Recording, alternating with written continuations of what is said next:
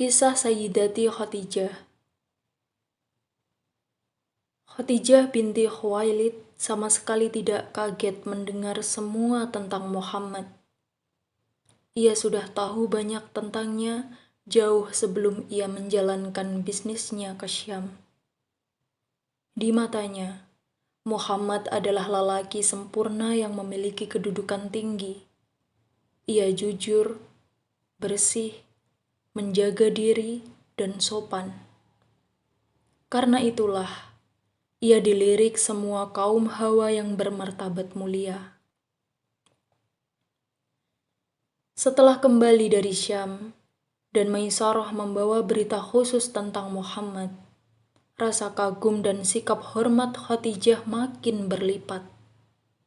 Maisarah bercerita detail bagaimana Muhammad menjual dan membeli barang, berinteraksi dengan orang, tak pernah menipu, tak pernah bertengkar, juga bagaimana minum dan makan, istirahat, dan tidurnya.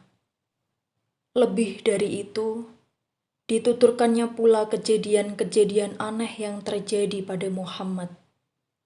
Tentang awan yang berarak di langit meneduhinya sepanjang perjalanan dari terik matahari. Tentang rahib di Basra yang saat melihat beliau tertidur sejenak di bawah sebatang pohon dekat pertapaannya, ia berkata, "Orang yang berada di bawah pohon itu tak lain adalah seorang nabi utusan." Segera pula menyelinap ke dalam hati Khadijah apa yang diucapkan sepupunya, Warokoh ibnu Naufal, seorang monoteis yang teguh menyembah Allah berdasarkan agama Nabi Ibrahim, tekun membaca Taurat dan Injil, mencela agama kaum Quraisy, dan menjauhkan diri dari kesenangan duniawi. Khadijah ingat, ia pernah berkata bahwa sudah saatnya datang seorang nabi yang akan menghancurkan berhala, menyeru manusia menyembah satu Tuhan, mengajak mereka berbudi luhur dan menghindari perangai buruk. Ia yakin Muhammadlah nabi itu. Tak henti-hentinya ia disibukkan masalah ini siang dan malam. Khadijah kembali menemui Warokoh untuk memastikan apa yang ia dengar tentang nabi yang ditunggu-tunggu. Ia ceritakan kejadian yang dilihat budaknya, Maisarah, tentang awan dan rahib di Basra. Sontak Warokoh bangkit dan meminta Khadijah mengulangi ceritanya. Setelah diulangi sekali lagi dan Warokoh menyimak dengan sangat teliti, ia tercenung dan terbungkam sejenak. Terlihat gugup ketika akhirnya membuka mulut. "Kalau benar apa yang kau katakan itu, Khadijah, maka tak ayal lagi, itulah ciri-ciri Nabi umat ini.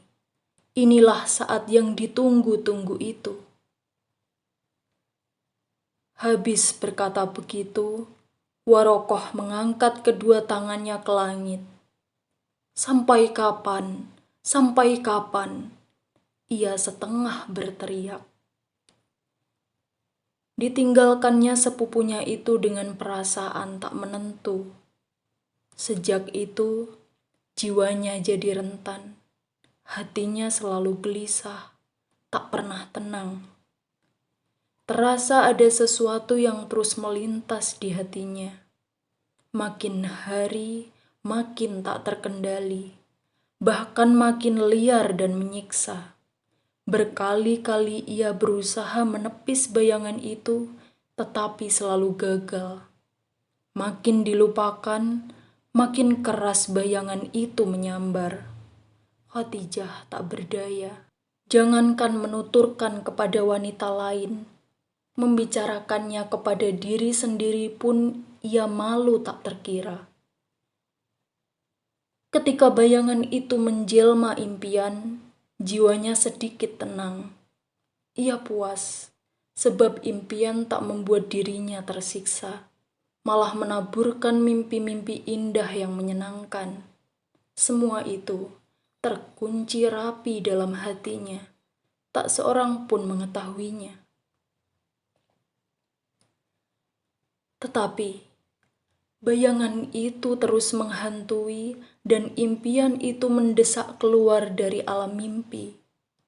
Kali ini, Khadijah tak berkutik, tak mampu lagi menanggung perasaan seberat ini. Ia putuskan untuk berbagi dengan orang lain, dan wanita yang ia pilih adalah Nafisah binti Munyah, teman terdekatnya yang paling banyak tahu tentang dirinya dan paling dikagumi pendapat-pendapatnya. Sore yang lengang, dua wanita melangkah anggun ke arah salah satu distrik terdekat di kota Mekah. Mereka bercanda, saling menggoda, asyik bicara soal cinta. Tiba-tiba Nafisah memotong.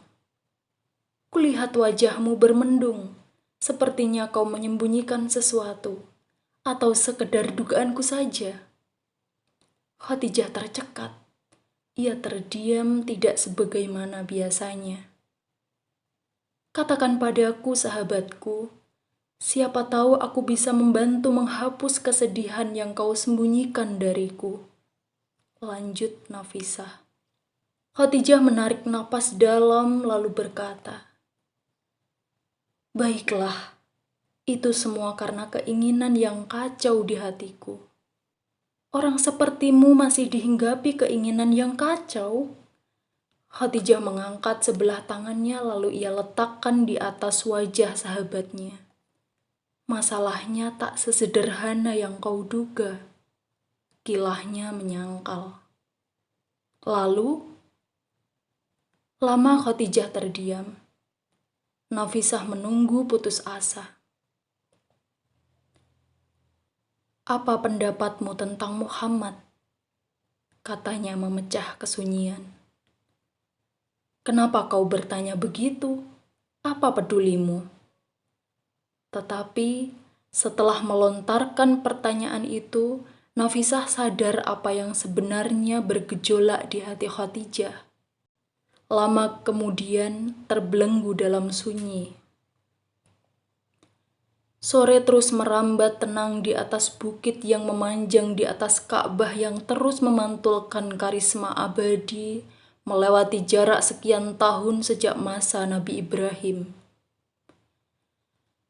Sadar bahwa sahabatnya telah mengetahui apa yang sesungguhnya tersembunyi di hatinya, Khadijah makin berani bicara. "Tetapi, mana mungkin aku dengan Muhammad? Dia pemuda belia, dimuliakan di tengah kaumnya, bersih nasabnya. Sedangkan aku, wanita berumur 40, 15 tahun lebih tua darinya, janda yang 2 kali bersuami. Apakah mungkin ia mau menerimaku?" "Tidak, Khadijah. Meskipun umurmu sudah berkepala 4, di tengah kaummu kau tetap memiliki tempat terhormat, nasabmu agung. Kau juga tampak muda dan kuat, seperti masih berusia 30 atau bahkan di bawah itu. Dan jangan lupa, tidak sedikit orang yang melamarmu, membincangkanmu setiap hari, tetapi mereka kau tolak." Lega hati Khadijah mendengar ucapan sahabatnya itu. Ucapan yang menyejukkan jiwa dan menumbuhkan harapan bahwa mimpinya akan menjadi kenyataan. Atau paling tidak, ia telah menumpahkan perasaan yang selama ini menindih jiwanya. Tiba-tiba, dari mulutnya meluncur kata-kata, "Tetapi, manakah jarak antara hasratku dan hasrat Muhammad ibnu Abdillah, antara cintaku dan cintanya? Bagaimana ia bisa tahu jalan menuju aku? Dan bagaimana ia bisa menempuh jalan itu?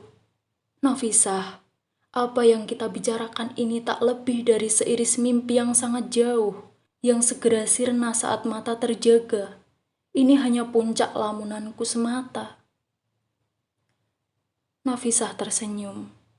Lalu sambil menepuk dada ia berkata, Serahkan masalah ini padaku, pasti beres. Selesai berkata begitu, Nafisah berlalu. Dalam termangu, tiba-tiba Khadijah teringat pada kejadian beberapa tahun lalu. Ia sendiri heran kenapa kejadian yang sebenarnya sudah lama ia lupakan itu, kini seolah terpampang nyata di depan mata. Waktu itu, waktu duha, Khadijah tengah bercandaria bersama sahabat-sahabat ciliknya di salah satu sudut kota Mekah. Tanpa diketahui dari mana datangnya, tahu-tahu muncul seorang Yahudi. Mungkin ada kekuatan goib yang menuntun kedua kakinya melangkah hingga ke bumi Mekah. Mungkin ia sudah mencium aroma sesuatu yang semakin nyata di musim yang penuh berkah ini. Pria itu lalu berhenti tepat di depan mereka, tertawa sejadi-jadinya. Telah tiba masa kedatangan Nabi terakhir. Siapa di antara kalian dapat menjadi istrinya, lakukanlah, teriaknya. Tersentak wanita-wanita itu mendengar kata-katanya. Mereka menganggap pria itu gila, membalas kata-katanya dengan makian dan cemoohan pahit, serta dilempari batu. Hanya Khadijah yang tak ikut mereka. Ia terkesan dengan kata-kata pria Yahudi itu. Terkenang peristiwa itu, Khadijah bertanya-tanya, kenapa aku jadi teringat kejadian itu sekarang? Apa di balik semua ini?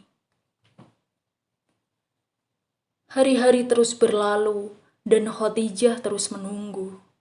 Sementara itu, malamnya Nafisah binti Munyah menyusun rencana.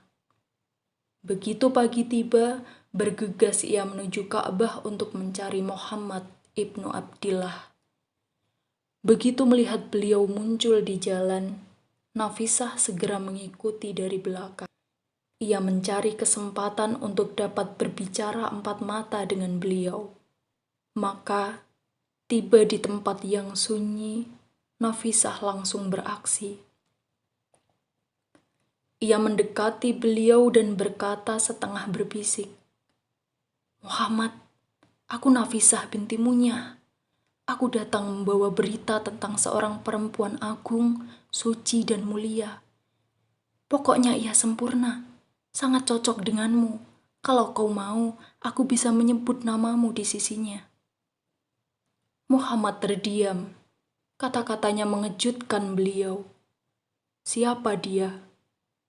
Dia Khadijah binti Khuwailid. Kau tentu sudah sangat mengenalnya. Dari wajah agung penuh cahaya dan karisma itu, Nafisah menangkap kilatan rasa beragam rupa. Khawatir ada orang lain datang mengganggu atau Muhammad cepat-cepat menjawab tidak, Nafisah segera melanjutkan. Tak usah kau jawab sekarang. Pikirkan dulu matang-matang. Besok atau lusa, aku akan menemuimu lagi. Apa yang dikatakan Nafisah menjadi bahan pemikiran Muhammad. Beliau heran kenapa perempuan itu menyodorkan pokok soal yang sehari pun tak pernah terlintas di hatinya. Apakah ini benar-benar dari Khadijah atau sekedar basa-basi yang diledekkan perempuan-perempuan iseng? Apakah ini murni dari hati nurani Khadijah atau hasil intervensi orang lain? Apakah bukan sekedar olok-olok? Dalam hati kecilnya, Muhammad bertanya-tanya, apakah mungkin Khadijah mau kepadanya? Bukankah ia seorang perempuan yang cerdas, keagungannya tak diragukan, kaya raya pula? Maukah ia bersuamikan pembantu yang belum seberapa lama menjalankan bisnisnya? Ataukah ia telah mempercayainya sedemikian rupa, sehingga ia perlu memberinya sesuatu yang lebih yang belum pernah diberikan kepada siapapun yang pernah berbisnis dengannya? Tetapi, justru hal ini yang membuat Muhammad berpikir, apakah Khadijah menginginkan dirinya hanya sebagai imbalan atas kejujurannya, atau ia memang benar-benar mencintainya? Setelah mencari bukti-bukti, terutama pada nada bicara Nafisah yang bening dan polos itu, kuat keyakinan Muhammad bahwa ia benar-benar utusan Khadijah. Ketika Abu Thalib mengetahui kabar itu, ia tidak dapat serta-merta memutuskan apakah mau menerima atau menolak. Meski semua tahu bahwa Khadijah adalah pusat incaran semua orang, tetapi umurnya yang sedikit lanjut menjadi sandungan lain dalam pertimbangan Abu Thalib. Belum lagi statusnya sebagai janda yang sudah 2 kali bersuami dan mempunyai anak. Sedangkan Muhammad perjaka yang baru berusia 20-an dengan gairah dan vitalitas hidup yang masih penuh. Muhammad juga berkonsultasi dan meminta pendapat paman-pamannya yang lain. Melalui perdebatan dan pertimbangan yang matang, akhirnya mereka sepakat untuk menerima tawaran Khadijah dan melamarnya segera. Mereka cukup puas dan memberkati keputusan kilat ini. Alangkah senang Khadijah mendengar keputusan ini, juga pendapat yang dikemukakan paman-paman Muhammad. Hatinya berbunga-bunga. Ia segera menyuruh seseorang untuk meminta Muhammad datang ke rumahnya. Begitu tiba, beliau disambut dengan sukacita. Saat itulah ia menangkap cahaya kenabian melesat-lesat dari raut wajah Muhammad. Ia jadi ingat ucapan Maisarah, Warokoh ibnu Naufal, dan orang Yahudi beberapa waktu silam. Ia bangga dapat menyaksikan langsung keagungan, ketampanan, dan kebercahayaannya. Sepupuku, aku menginginkanmu karena kau kerabatku.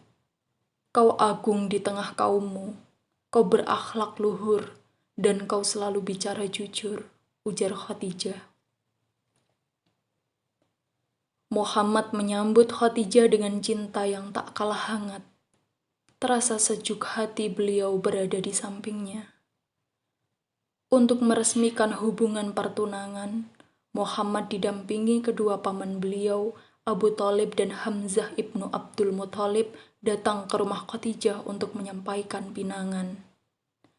Mereka disambut Umar ibnu Asad, paman Khadijah, dan saudaranya Umar ibnu Khuwailid. Kepada 2 orang inilah pinangan disampaikan. Hadir pula di situ beberapa tokoh terkemuka, termasuk Warokoh ibnu Naufal yang dipercaya pihak Khadijah untuk melaksanakan akad nikah. Begitu kedua belah pihak mencapai kata sepakat, Abu Thalib berdiri untuk menyampaikan pidato. Segala puji bagi Allah yang telah menjadikan kita keturunan Ibrahim, anak cucu Ismail, penjaga rumahnya, juga pemelihara tanah sucinya yang aman sentosa. Dia yang telah memerintahkan kita berkata jujur dan berpegang pada kebenaran. Sesungguhnya Muhammad ibnu Abdillah tak dapat dibandingkan dengan siapapun pemuda kaum Quraisy. Keluhurannya, ketangkasannya, kecerdikannya, dan tingkat keutamaannya tak tertandingi. Memang, ia tidak kaya. Tidakkah harta hanya sekejap dan sementara, lenyap dan sirna? Ia menginginkan Khadijah, sebagaimana Khadijah menginginkannya. Kemudian Abu Thalib duduk. Kata-katanya mendapat pujian dari mereka yang hadir. Lalu paman Khadijah bangkit. Kami terima Muhammad sebagai bagian dari keluarga kami. Ia bukan tipe pria yang layak untuk ditolak, ujarnya. Pria itu begitu penuh wibawa, tetapi rendah hati. Begitu agung tetapi berdada lapang. Dialah Muhammad yang dicatat abadi dalam lembaran sejarah.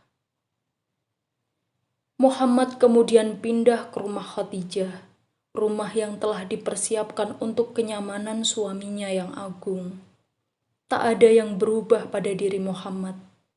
Ia tetap seperti yang sejak dulu, sifat-sifatnya juga segala hal yang telah dikenal Khadijah sebelumnya. Khadijah sendiri adalah sosok istri yang mampu berharmoni dengan irama kehidupan suaminya. Tak ada yang diinginkan dari suami tercinta selain ridhonya. Tak pernah ia menyalahi keinginannya atau menolak perintahnya. Hasratnya selalu sejalan dan sehaluan dengan hasrat suaminya. Tak pernah sehari pun terlontar dari mulutnya perkataan kotor, baik di hadapan suami maupun saat beliau tak ada. Ia menyukai apapun yang dapat membuat senang suaminya dan menjauhi yang membuatnya jengkel atau kecewa. Bahkan, demi hormatnya kepada suami, Khadijah memuliakan dan mencintai tamu, teman, serta kerabat beliau semua. Begitu pula Muhammad, ia mengimbanginya dengan sikap yang tak kalah hormat kepada istrinya, Khadijah. Ia juga sangat mencintainya. Diperlakukannya Khadijah sebagaimana istri, sedangkan ia sendiri menjalankan segala urusan rumah tangga sebagaimana seharusnya suami yang bertanggung jawab. Lebih dari itu, ia juga mengasuh dua anak Khadijah, Hindun dan Halah. Beliau sangat mencintai keduanya dan sama sekali tidak menganggap dirinya bapak tiri. Mereka juga sangat mencintainya dan memanggilnya bapak. Sebuah rumah telah terbentuk, damai, tentram, bahagia, tak tertandingi. Dari Khadijah, Muhammad menemukan curahan cinta dan kasih sayang yang melimpah. Jiwanya yang sejak kecil diimpit aneka penderitaan, kini mulai tenang dan hidup. Khadijah, dalam jangka waktu yang lama, telah sukses menyiapkan kondisi spiritual Muhammad untuk menerima wahyu dan berjihad. Dan ini berlangsung hingga beliau wafat. Sementara, Khadijah sendiri merasa sangat bahagia hidup di samping Muhammad, suaminya yang telah berhasil membuatnya lupa atas kesedihan masa lalunya, serta atas kehilangan laki-laki teman hidupnya yang dulu pernah mengisi kenangan di hatinya. Kini ia serahkan seluruh jiwa, raga, dan segala miliknya hanya untuk Muhammad. Di sela-sela hidupnya bersama Khadijah, Muhammad tidak berpangku tangan. Beliau menyibukkan diri dengan usaha perdagangan. Bersama seorang mitra bernama Sa'ib ibnu Abi Sa'ib, beliau berkeliling dari Hubasyah, Duba, Syihar, dan pasar-pasar lain di Mekah. Tak ada praktik saling sikut antara keduanya. Satu sama lain saling percaya dan setia. Mereka kembali ke rumah dengan membawa rezeki yang baik dan halal. Keluarga Muhammad dan Khadijah makin semarak dengan lahirnya beberapa orang anak. Dua orang putra bernama Qasim dan Abdullah, dan 4 orang putri bernama Zainab, Ruqayyah, Ummu Kulsum, dan si bungsu Fatimah Al-Zahra. Rumah itu dipenuhi cinta dan rasa bahagia luar biasa, dihuni orang-orang suci dan mulia. Takdir menginginkan rumah itu menjadi rumah terbaik sepanjang sejarah, dan keluarganya menjadi keluarga teladan sepanjang zaman. Allah berfirman, "Sesungguhnya Allah bermaksud hendak menghilangkan dosa darimu, hai ahlul bait, dan membersihkanmu sebersih-bersihnya." Al-Ahzab ayat 33. Dari rumah inilah cahaya kenabian memancar ke seluruh penjuru bumi hingga hari ini. Dari awal hati Khadijah telah menyimpan denyut keimanan. Dengan kekuatan nalurinya yang bersih, ia mengenal Allah. Naluri ini kemudian diperkuat dengan penegasan sepupunya, Warokoh ibnu Naufal, yang membuatnya terkesima dan terkesan. Hati kecilnya telah menangkap sinyal akan hadirnya seorang nabi akhir zaman, dan ia sangat berharap Muhammadlah Rasul pembawa berita bahagia itu. Karena alasan inilah, Khadijah berani lebih dulu berinisiatif melamar Muhammad. Maka, Ketika mengetahui hasrat Muhammad untuk menyepi di Gua Hira di salah satu bukit Mekah, Khadijah sama sekali tidak menolak. Bahkan, ia sangat mendukung keinginan itu. Mungkin ia berharap bahwa dengan begitu, cahaya kenabian segera menyingsing ke dunia. Setiap kali Muhammad hendak berangkat ke gua, Khadijah menyiapkan bekal secukupnya. Tak lupa, ia berpesan agar hati-hati dan menjaga diri. Ia sendiri tak ikut serta, tinggal di rumah dengan hati gelisah dan merana. Ia tak pernah merasa tenang sampai sang suami kembali ke rumah dalam keadaan utuh dan selamat. Kedatangannya disambut bahagia oleh Khadijah. Ia ikut sedih menyimak cerita yang dituturkan suaminya. Berusaha melipur dan menenangkan hatinya, tak beranjak melayaninya hingga beliau tertidur. Tak lama setelah itu, beliau kembali bersiap untuk meneruskan semedinya ke Gua Hira. Suatu hari di akhir-akhir bulan Ramadan 610 Masehi, Muhammad pulang ke rumah dalam kondisi tidak seperti biasanya. Tubuhnya gemetar, hatinya terguncang. Khadijah menangkap ada ketakutan yang dahsyat memahat wajahnya. Ketakutan yang belum pernah ia saksikan di hari-hari sebelumnya. Keningnya yang lebar kuyup oleh deras keringat. Khadijah panik. Ia cemas suaminya tak kuat menanggung sakit di luar batas. Ia peluk Muhammad dan berusaha menenangkan diri. Tak sabar, ia ingin mengetahui apa yang sebenarnya terjadi pada sang suami. Tetapi, ketika ia bertanya, Muhammad bergeming saja. Tak sepatah pun terlontar jawaban dari mulutnya. Beliau hanya bergumam, "Selimuti aku, selimuti aku." Tubuhnya dingin pucat, menggigil hebat, tanpa ada beban yang menekan tak tertanggungkan. Khadijah bergegas meraih selimut dan melipatkannya pada tubuh Muhammad. Diusapnya peluh dan seluruh tubuh hingga beliau tenang dan ketakutannya pulih. Kini beliau menatap Khadijah lekat-lekat dan penuh ucapan terima kasih. Lalu beliau mulai bercerita bahwa ada seseorang, entah siapa, turun dari langit dengan tubuh memenuhi seluruh penjuru. Beliau ketakutan dan berusaha kabur. Tetapi, kemanapun kakinya melangkah, orang itu selalu menghadang tepat di hadapan beliau. "Bacalah Muhammad," perintahnya. Tentu saja, Muhammad takut dan bingung. Bagaimana akan membaca kalau dirinya buta huruf, sama sekali asing dengan dunia baca tulis? "Aku tidak bisa membaca," jawab beliau dengan nyali ciut dan bibir gemetar.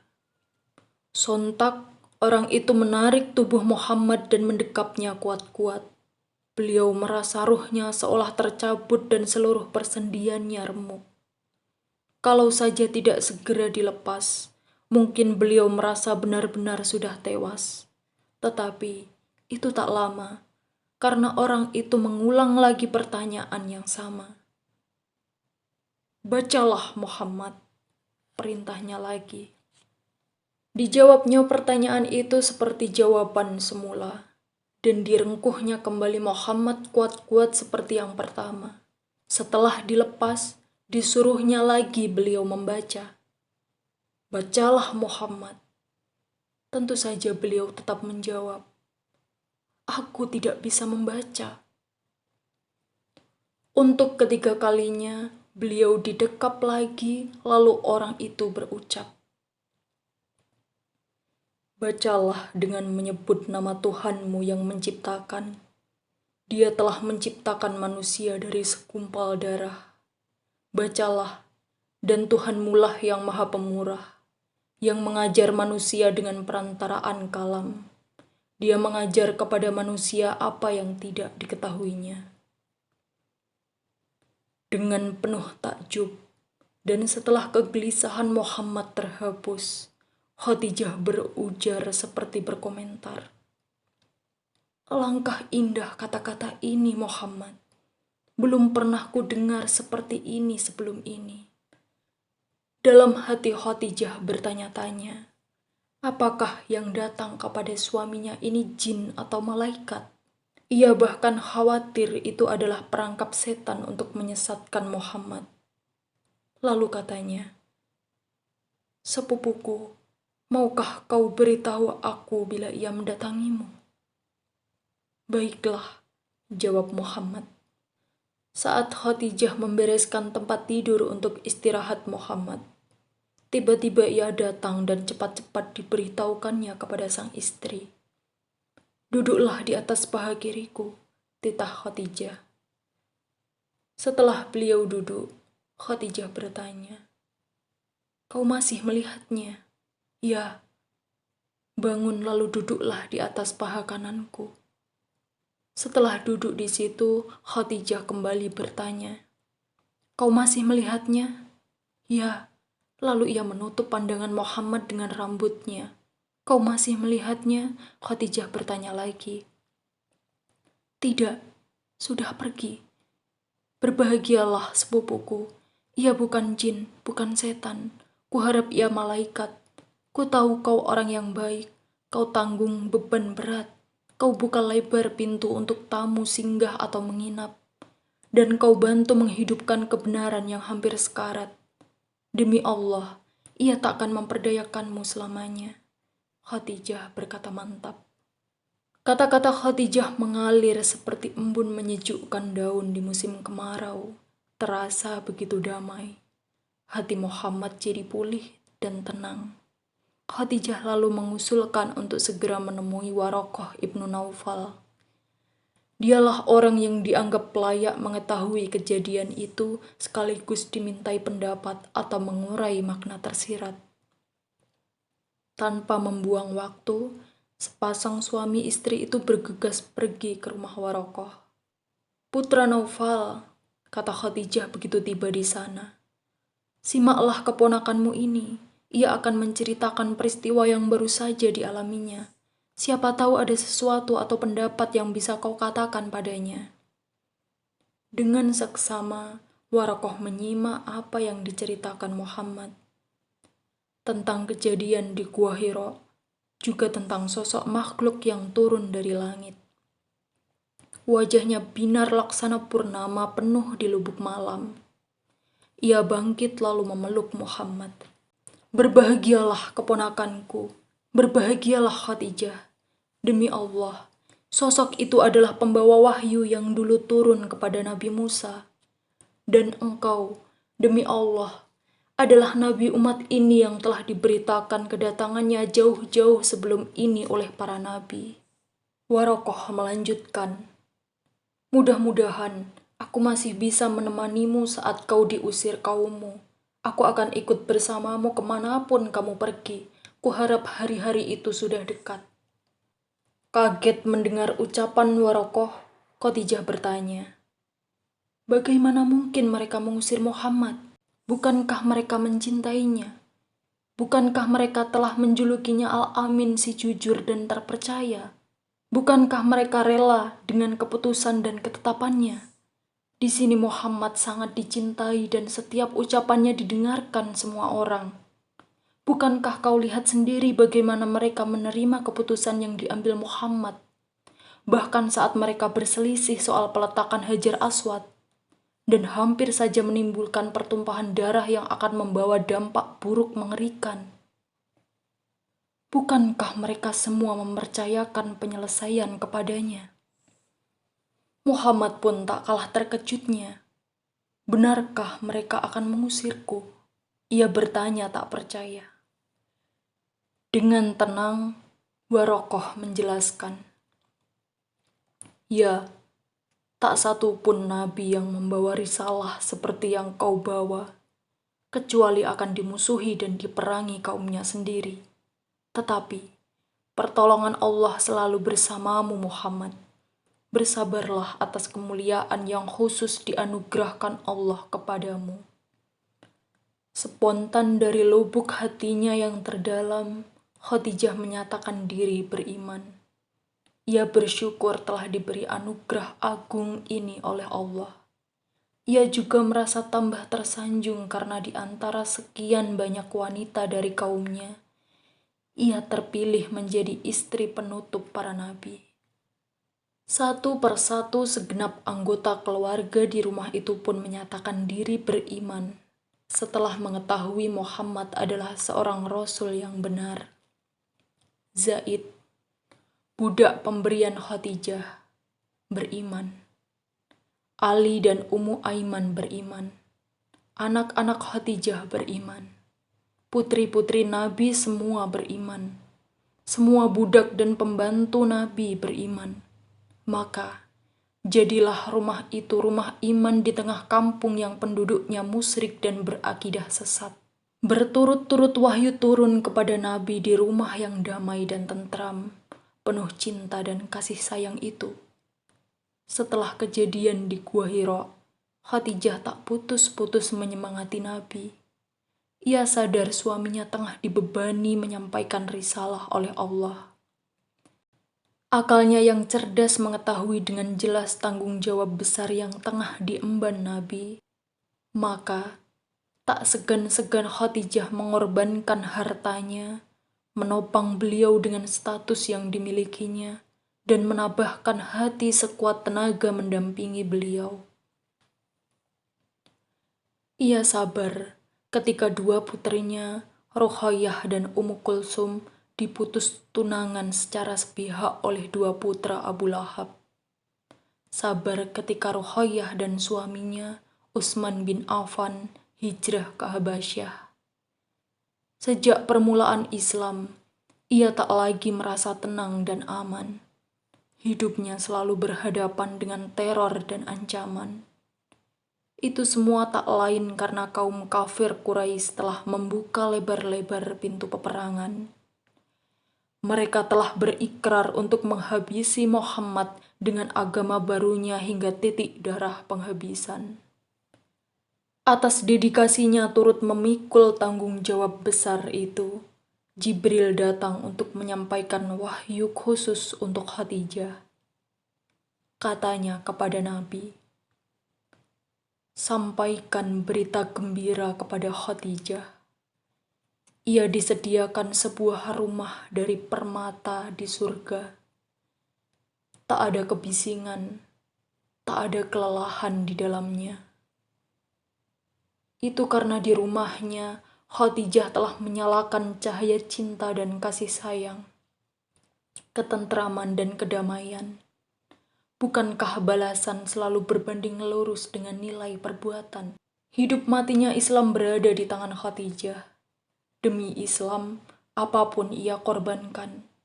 Tak pernah jenuh, tak pernah sepatah pun terlontar sesal dan keluh. Ia tabah merawat Nabi saat kembali dengan luka di sana-sini sehabis dianiaya, diolok-olok kaumnya sendiri. Ia berdiri tegar di samping beliau, menghibur kesedihan, meringankan beban penderitaan, dan membantu beliau menjalankan misi kerasulan. Ia bahkan memandang misi itu merupakan bagian dari dirinya sendiri. Ia sadar dirinya tak seperti wanita lain pada umumnya. Makin keras siksaan yang dialami kaum muslimin awal, mereka menghadapi intimidasi beragam rupa. Mereka juga diteror dan ditakut-takuti. Kaum Quraisy merasa terdesak karena Islam makin luas diterima kalangan muda dan kaum duafa. Sebuah ancaman serius yang akan mengubah haluan hidup. Karena itu, tak ada alternatif lain bagi kaum Quraisy kecuali melakukan aksi yang mampu memadamkan cahaya agama baru ini dan menumpas habis siapapun yang meyakini kebenarannya. Lalu, dedengkot-dedengkot kaum Quraisy itu tanpa rasa kemanusiaan dan belas kasihan membuat persekongkolan untuk memutus hubungan dengan keluarga Nabi. Mereka bersepakat untuk membuat hidup Nabi dan keluarganya terlunta-lunta dan menutup semua pintu komunikasi dengan dunia luar. Mereka diboikot. Semua orang dilarang melakukan transaksi jual-beli, menikah dengan keluarga Muhammad, dan mengirim bahan makanan kepada mereka. Hidup di pengasingan, mereka kelaparan, karena tak ada makanan yang bisa disantap. Terpaksa, mereka bersama Nabi tentu saja mengonsumsi daun-daunan. Makin hari, mereka makin kurus, lemah, dan terlunta-lunta. Saat itu, Bani Hashim dari klan Abu Thalib benar-benar terjepit. 3 tahun mereka menjalani kehidupan yang keras. Sungguh, bukan waktu yang singkat, tetapi Khadijah berdiri tegar di tengah-tengah mereka. Sikapnya kokoh pantang menyerah. Kesabaran yang ia tunjukkan begitu dalam. Padahal, ia adalah wanita kaya raya. Hartanya melimpah, hidupnya sejahtera, dan ia berasal dari keturunan keluarga terhormat yang sehari pun di sepanjang hidupnya tak pernah kenal melarat. Fakta inilah yang membuat Nabi berdecak salut dan takjub pada Khadijah. Pemboikotan berakhir, tetapi itu hampir tak berarti apa-apa bagi Nabi ketika beliau dikejutkan oleh sebuah peristiwa pahit. Rasanya, setelah kejadian itu, beliau akan menjalani kehidupan gelap tak berujung dan kesedihan seolah menjadi denyut abadi yang takkan lapuk sepanjang hidup. Khadijah meninggal mendadak. Ia seolah disambar begitu saja dari pangkuan Nabi oleh tangan maut. Tak kuasa beliau membendung air mata. Tangis pedihnya pecah tanpa terasa. Sebuah tiang paling kokoh dalam hidupnya tumbang sudah. Tumbang justru di saat beliau sangat membutuhkan kehadirannya. Di saat orang-orang kafir Quraisy gencar-gencarnya memerangi dirinya. Saat itulah beliau kehilangan sosok penyeimbang, sekaligus muara cinta dan kasih sayang. Dialah Khadijah binti Khuwailid. Rumah Nabi jadi gelap karena pijar cahaya yang menerangi seisi rumah padam sudah. Tak ada lagi keceriaan, karena rumah telah menjadi lumbung air mata kesedihan. Lama sekali Nabi tidak berkeluarga setelah itu. Beliau menduda, yakin tak ada satupun wanita setara Khadijah di seluruh belahan dunia. Ia membuat beliau sama sekali tak menaruh hati kepada wanita. Hidupnya mengalir dalam arus kenangan cinta Khadijah yang memesona. Semua orang merasa prihatin kepada Nabi. Bukankah untuk ketenangan hidupnya, lelaki membutuhkan wanita, dan untuk menangani urusan wanita memerlukan laki-laki juga. Tetapi, Nabi telah berusaha menepis fakta ini dengan melakukan berbagai kesibukan. Mungkin, pada titik kehidupannya yang penuh tindihan kepedihan ini, beliau sama sekali tidak membayangkan akan menikah dengan wanita lain. Lebih-lebih, karena bayangan Khadijah begitu lekat di hatinya, tak pernah lepas, seolah terus berdiri di hadapannya dengan wajah memikat. Tetapi, rumah Nabi tak berbeda dengan rumah manusia pada umumnya. Kehadiran wanita mutlak diperlukan untuk menjaga rumah dikala beliau pergi menjalankan misi risalah. Juga untuk merawat dan mengasuh putri-putri beliau, khususnya si bungsu, Fatimah Az-Zahra. Atas pertimbangan ini, maka ketika salah seorang kerabat wanita beliau menawari kawin, beliau tidak menolak. Ia mengusulkan agar beliau kawin dengan Saudah binti Zam'ah, wanita pintar yang telah kenyang penderitaan akibat memeluk Islam, sekaligus melamar Aisyah putri Abu Bakar. Nabi hijrah ke Madinah, namun bayangan Khadijah sehari pun tak pernah punah. Bahkan setelah beliau mengawini wanita-wanita lain, baik yang sudah berumur maupun yang masih kanak-kanak, dan mereka telah memenuhi bilik-bilik beliau, tetapi bilik di hatinya hanya dihuni Khadijah seorang. Tak satu pun di antara mereka dapat menggantikan posisi agungnya di astana jiwa Nabi. Ia hadir dalam setiap situasi, seolah-olah hidup di tengah-tengah semua istrinya, bahkan hidup jauh di atas mereka. Nabi mengenang segala yang berhubungan dengan Khadijah, barang-barangnya, perhiasannya, dan semua kenangan-kenangannya. Beliau juga menghormati dan memuliakan setiap orang yang pernah mengunjunginya, wanita, kerabat, maupun sahabat-sahabatnya.